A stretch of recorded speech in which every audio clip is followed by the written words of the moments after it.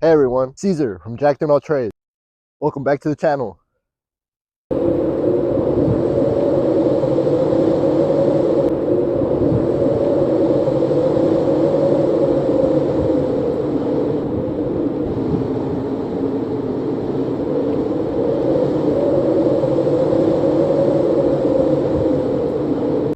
Today's topic of discussion will be sarcopenia and resistance training.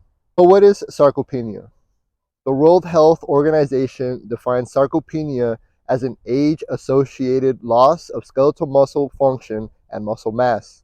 This is common in older adults and is estimated to affect approximately 6 to 22% in adults aged 65 years and over. The percent of prevalence increases by each year aged over 65. Why is sarcopenia a problem? Well, for many reasons. Comprehensive evidence associates sarcopenia with increased risks of falls, fractures, functional declines, hospitalization, and mortality. Today, we will discuss 3 different research articles related to sarcopenia and resistance training. The first article comes from the Journal of Nutrition, Health, and Aging and is published in 2018. This article provides clinical practice guidelines for sarcopenia.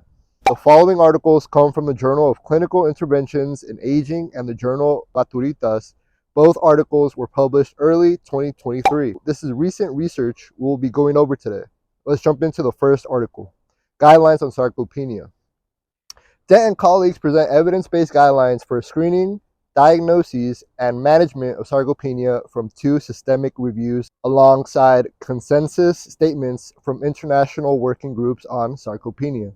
From the 14 guidelines, we will be focusing on 2, the only 2 that are strongly recommended by the researchers due to such strong evidence supporting the guidelines. The first guideline is when diagnosing sarcopenia. Gait speed and grip strength should be used to determine low levels of muscle strength and physical performance. How can we use this guideline to our advantage? If you are an older adult and you notice you are becoming more sluggish, it takes more energy for you to walk, you have trouble holding on to heavy things or even holding on to light things for a long time, this could be an indicator of diminishing levels of strength and physical performance, but does not necessarily mean you have sarcopenia. The second guideline is the prescription of progressive resistance training is the first-line therapy to sarcopenia. The health benefits of resistance training for older adults include decreased frailty, improved physical performance, and muscle hypertrophy, which is the enlargement of muscle cells. From this article, we can conclude that resistance training can help manage sarcopenia. We can also conclude that walking speed as well as grip strength are great indicators of muscle strength and physical performance. In our second journal article, Flor, Rufino, and colleagues assessed the effects of high-intensity resistance training on clinical and MRI parameters in women with sarcopenia. Simply put, researchers gathered measurement data points before and after the 6-month resistance training intervention and compared them to assess the effect the training had. Results showed a moderate effect size on skeletal muscle index, muscle mass, and fat mass compared to a control group. And there was an increase in muscle mass and skeletal muscle index values within the intervention group. Muscular hydration was preserved and microscope fat mass had decreased post-intervention. The data showed an improvement in all strength variables compared to the control group, including a significant increase for total short physical performance batteries. An important statistic from this article is a significant decline in proton density fat fraction in the intervention group. This is an MRI imaging biomarker which accurately measures the fat fraction in tissue. This is used to measure myosteatosis, or the amount of fat that has infiltrated skeletal muscle. Myosteatosis and sarcopenia are both linked to reduced insulin sensitivity and reduced neuromuscular pathways, increased risk of cardiovascular disease, and increased fracture risk. The last statistic from this study we will discuss revolves around today's topic of conversation, sarcopenia. 38 participants diagnosed with sarcopenia participated in this study.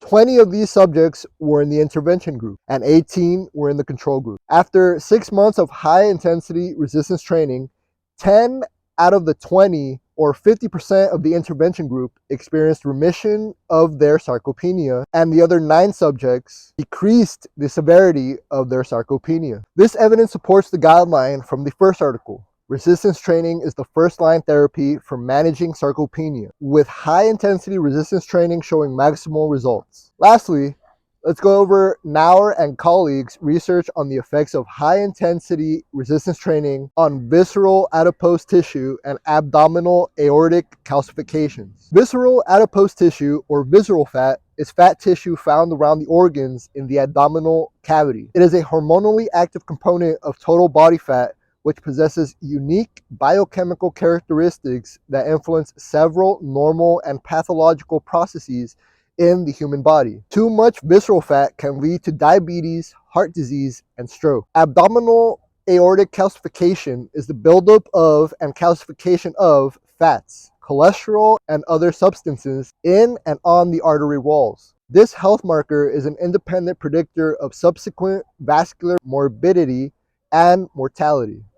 Participants in this study were included based on the diagnosis of sarcopenia, osteoporosis, or osteopenia. Osteopenia is simply bone loss, and osteoporosis is when the bone becomes weak and brittle. This brings up 2 important concepts in health science: Wolff's Law and Davis's Law, which I'm sure I will bring up in future videos. But go Google these laws for more information. There are also some really cool videos on YouTube regarding these laws. Another highlight from this study is that researchers provided supplementation of whey protein and calcium to participants to encourage maximal results from the high-intensity resistance training, demonstrating the importance of proper nutrition to optimize growth and health of body tissues. Data collected showed a significant decrease in visceral adipose tissue volume, with no effect on the regression of abdominal aortic calcification. Researchers concluded from this data that high-intensity resistance training is a feasible, time-effective training modality for elderly men with osteosarcopenia in terms of visceral fat reduction. It also has a positive effect on the metabolic and cardiovascular risk profile, but this excludes abdominal aortic calcification, at least in this experiment sample. Researchers suggest that further research involving high-intensity resistance training combined with endurance work for reduced abdominal aortic calcification is needed. Summarizing today's video, sarcopenia is a growing age-related condition. Combating sarcopenia is necessary for improved overall health, enhanced quality of life, and to be autonomous in older age. Secondly, lower levels of grip strength and a slower gait cycle are signs of diminishing levels of strength and physical performance, but not necessarily sarcopenia. Next, resistance training is the first-line therapy for managing sarcopenia, with high-intensity resistance training showing maximal results. High-intensity resistance training has shown to be effective in managing sarcopenia, increasing muscle mass, decreasing frailty, increasing strength, improving physical performance, reducing fat infiltration, and visceral fat adipose tissue. Regular exercise along with proper nutrition can create optimal levels of health and quality of life. Lastly, I want to add that even though sarcopenia and osteoporosis are common in older adults, starting a regular exercise regime involving resistance training and cardiovascular work is beneficial to everyone at all stages of life, regardless if they are new to exercise or if they have a background with exercise already. Well, I hope you found this video useful. If you enjoyed the video, please give it a like and subscribe to the channel for more content like this. Before I let you go, I want to remind you that we don't experience life, life experiences us. Go out there and be great. Thank you.